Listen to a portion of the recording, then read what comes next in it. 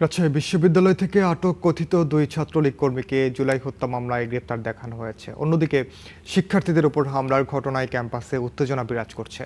সবশেষ খবর জানাতে সেখানে আছেন সহকর্মী জিয়াউল গনি সেলিম। যাব তার কাছে।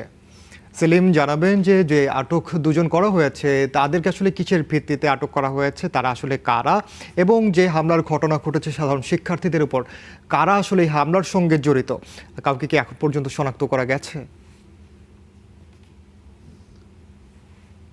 হ্যাঁ ইনান, ঘটনাটি আসলে গতকালকে রাজশাহী বিশ্ববিদ্যালয়ের কেন্দ্রীয় ছাত্র সংসদ রাকসু জিএস সালাউদ্দিন আম্মারের সঙ্গে মূলত ঘটনা বলা হচ্ছে। ছাত্রলীগ কর্মী, ইসলামের ইতিহাস এবং সংস্কৃত বিভাগের শিক্ষার্থী আনাস এবং সংস্কৃত বিভাগের শিক্ষার্থী মাহমুদুল হাসানের সঙ্গে পাল্টে হামলার ঘটনা ঘটেছে।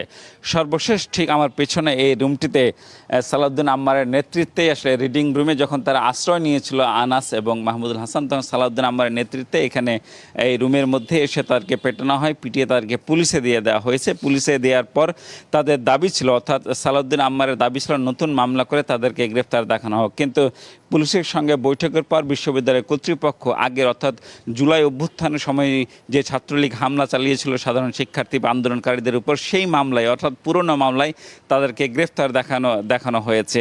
আমি কথা বলেছিলাম রাজশাহী বিশ্ববিদ্যালয়ের উপাচার্যের সাথে এবং প্রক্টরের সঙ্গে। তারা জানিয়েছেন যে যেহেতু এই বিশ্ববিদ্যালয়ে এই রুমটিতে ঘটনা ঘটেছিল, এই কারণে এই রিডিং রুমটি বা ডিসকাশন রুমটি এখনও বন্ধ রয়েছে। প্রতিদিন সকাল 8টায় কিন্তু এই কক্ষটি শিক্ষার্থীদের জন্য খুলে দেওয়া হয়। আমি এখানে এসেও দেখেছি অনেক শিক্ষার্থী তারা ভিড় করছেন, কিন্তু রুমটি বন্ধ রয়েছে।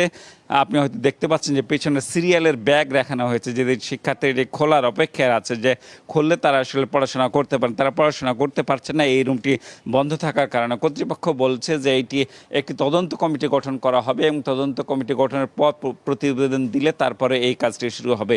এর বাইরে আজকে ইসলামের ইতিহাস বিভাগের পক্ষ থেকে, শিক্ষার্থীদের পক্ষ থেকে একটি মানববন্ধন হওয়ার কথা রয়েছে বেলা 11টায়।